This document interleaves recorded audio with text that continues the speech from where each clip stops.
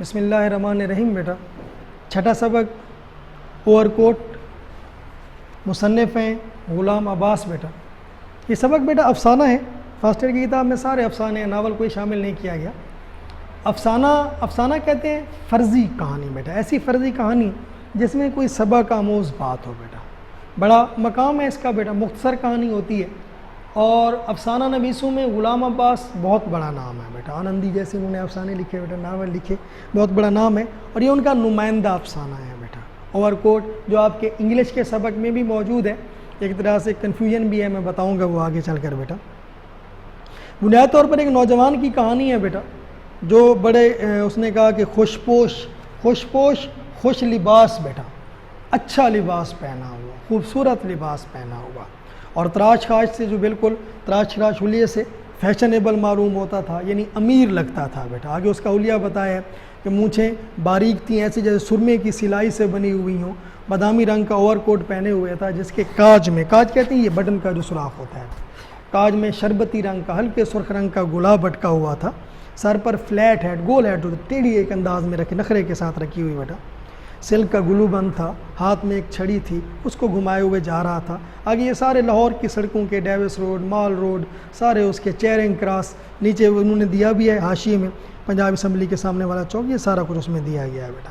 اور وہ کہتے ہیں ہفتے کی شام تھی، اتوار کو چھٹی ہوتی ہے، ہفتے کی شام میں ذرا لوگ ایزی ہوتے ہیں، اس لیے وہ بتا رہے ہیں کہ وہاں پہ رش تھا، سرد اور تند ہوا، تیز ہوا، کیونکہ سردیاں تھیں بیٹا، تیزی سے چل رہی تھی، دھات کی طرح لگ رہی تھی، لیکن وہ کہتے ہیں اس کڑکڑاتے شدید سردی میں اسے کچھ محسوس نہیں ہو رہا تھا۔ ایسے میں ایک گھوڑے والا سرپٹ گھوڑا دوڑاتا ہوا اس کے پاس آتا ہے، اب اس کو وہ چھڑی کے اشارے سے کہتے ہیں نہیں جانا، اور ٹیکسی والے کو نو تھینک یو کہتا ہے۔ دیکھیں گھوڑے والے کے ساتھ اس جیسا برتاؤ کیا، ٹیکسی والا تھوڑا سا اس سے بہتر تھا تو اس سے انگلش میں وہ مخاطب ہوا۔ اب یہ اس کا انداز ہے بیٹا، جیسے لگ رہا ہے کہ وہ امیر گھرانے کا ہے بیٹا۔ پھر راستے میں ایک سڑک آتی ہے جو لارنس گارڈن، جو آج کل باغ جناح کہا جاتا ہے، اس کی طرف جانا چاہتا ہے۔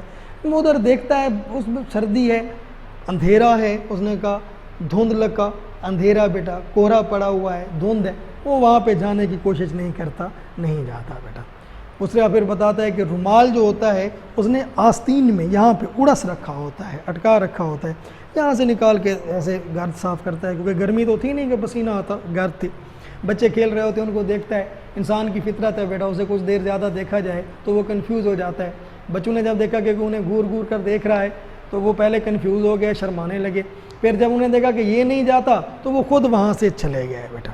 پھر وہ سیمنٹ کی بینچ پر آ کر بیٹھتا ہے، پھر وہ مال روڈ کی طرف دیکھتا رہتا ہے، وہاں پر رش ہے کیونکہ لوگ گھروں کو جا رہے ہیں، تانتا بندہ ہونا، لائن لگی ہونا بیٹا، میں نے لکھا ہے یہاں پہ لائن لگی ہونا بیٹا۔ پھر مختلف قسم کے لوگ تھے، کچھ شاپنگ کر رہے تھے، خریداری کر رہے تھے، کچھ تفریح طبیعت کو خوش کرنا، یعنی کچھ ایسے تھے جو دیکھ رہے تھے، گھوم رہے تھے، خریداری نہیں کر رہے تھے، لیکن کچھ ایسے تھے وہ یہ کام بھی نہیں کر رہے تھے، وہ بس ایک جگہ کھڑے ہو کر رنگ برنگی روشنیوں کو دیکھ رہے تھے بیٹا۔ پھر وہ بینچ پر بیٹھا تھا تو اس کے آگے سے لوگ گزر رہے تھے، ہر وضع اور ہر کماش کے لوگ تھے بیٹا، کماش قسم بیٹا، وضع حلیہ، تاجر، سرکاری افسر، طالبات، نرسیں، اخباروں کے نمائندے، سردیاں تھیں، سب نے کوٹ پہن۔ اب کوٹ ہر ایک کی استطاعت کے، امیر تھا تو اس نے کراکلی ایک خاص قسم کا کپڑا ہوتا ہے، جیسے ٹوپیاں اور کوٹ بنائے جاتے ہیں، قیمتی کپڑا ہوتا ہے، وہ جو جناح کیپ ہوتی ہے جس سے بنائی جاتی ہے وہ بیٹا۔ جس کے پاس پیسے تھے وہ ورنہ لنڈے سے لیا گیا، نیلام سے مراد لنڈے سے لیا گیا، فوجی پٹی کے جو نیلامی خاکی پٹی کے کوٹ تھے وہ جس کی جتنا تھا اس نے لیا ہوا تھا۔ اب نوجوان کا اپنا کوٹ تھا تو پرانا لیکن بڑا بڑھیا تھا، کسی ماہر درزی کا سلا ہوا تھا، کالر خوب جمے ہوئے تھے، کریزیں، یہ استری سے جو لائن پڑتی ہے اس کو کریز کہتے ہیں، کریزیں بڑی نمایاں تھیں، بٹن سینگ دھات ہوتی ہے چمکدار بیٹا، جس میں وہ بڑا خوبصورت لگتا تھا، مگن خوبصورت بیٹا، میں نے لکھا ہے اس کو کہ اچھا لگتا تھا، خوبصورت لگتا تھا بیٹا۔ پھر وہ ایک آتا ہے اپنا سگریٹ کے صندوقچے والا، وہ ڈال کے اس سے وہ بات کرتا ہے کہ 10 روپے اس زمانے میں بہت بڑی رقم تھی، آج کے حساب سے یوں سمجھ لیں کہ اگر 1000 نہیں تھا تو 500 کے برابر تو تھا، اس لیے پوچھتا ہے اس کا چینج ہے، وہ کہتا ہے نہیں ہے، کہتا ہے لا دوں گا، کہتا ہے بھاگ گئے تو پھر ایک آنا بیٹا، ایک آنے کا وہ سگریٹ لیتا ہے، بلی آتی ہے اس پر ہاتھ پھیرتا ہے، پور لٹل سول کہتا ہے، रेस्टोरेंट में ऑर्केस्ट्रा बेटा, नीचे लिखा गया ऑर्केस्ट्रा साज म्यूज़िक बेटा। उस ज़माने में आपकी तरह की अयाशियाँ नहीं थी कि मोबाइल पे आप यूट्यूब पे या दूसरी साइट्स पे जो म्यूज़िक जो गाना सुनना चाहें सुन लें, बड़ा कम मौका मिलता था। तो उसके अंदर जो म्यूज़िक बज रहा था, अब वो जो अफोर्ड कर सकते थे, खा पी सकते थे, वो अंदर थे। बाकी जो गरीब लोग थे, कोचवान थे, रेडी वाले थे, फ़कीर थे, वो सारे खड़े थे। अब यहाँ पे भी देखें, उसका दिल चाह रहा था कि वो देखे, लेकिन उसने देखा कि उसके स्टैंडर्ड के लोग नहीं हैं, लिहाजा हल्का सा रोक कर वो आगे चला गया। बुक स्टॉल पे किताबें उठाई तो वो भी बड़े तमीज़ से उठा के वापस रखी, जिससे पता चला। अब वो गया दुकान पे, कालीनों की दुकान पे। कालीन एक महंगा आइटम, महंगी चीज़ है बेटा। वहाँ पे उसने जब उससे पूछा 1432 रुपये, जब मैं बता रहा था 10 रुपये की इतनी कीमत थी, 1432 तो ये हज़ारों में बनता था। भवों को, भवें कहते हैं आई ब्रो बेटा, इनको सुकेड़ा, ओ इतनी। तो उसने कहा आप पसंद कर लें। उसने कहा नहीं, मैं देखने आया था। तो उसने कहा शौक़ से देखें, आपकी अपनी दुकान है। यहाँ पे उसने बड़ी खफीफ सी, हल्की सी मुस्कुराहट उसके चेहरे पे आई।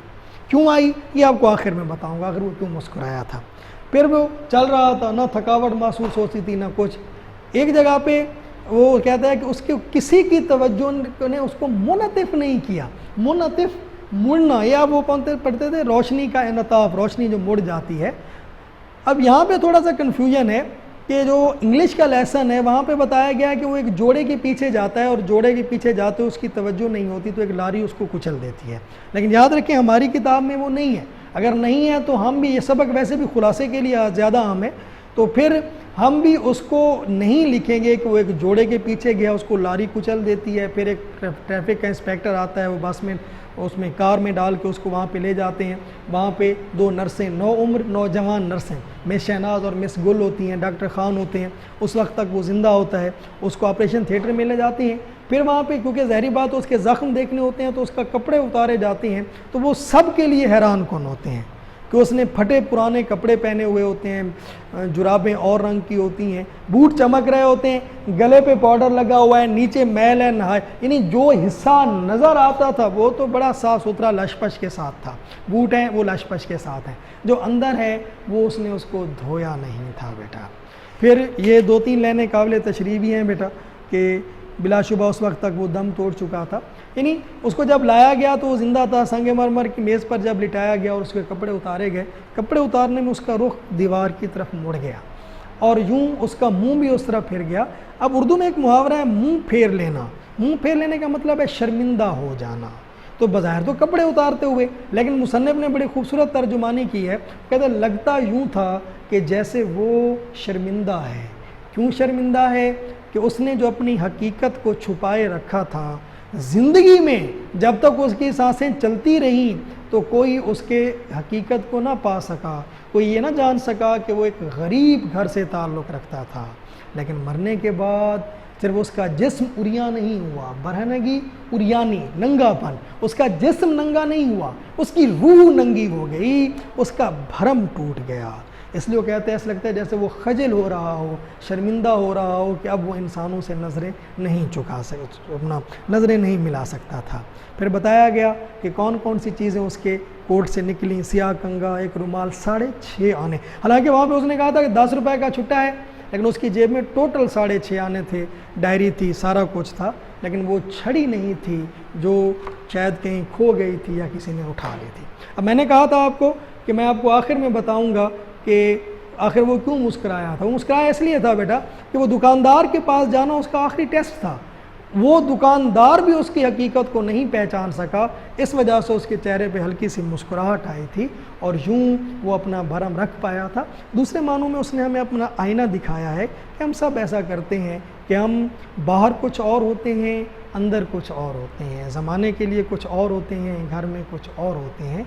ये इस अफसाने का थीम है। बाकी तरीक़ाकार वही रहेगा जो आपको बताया हुआ है।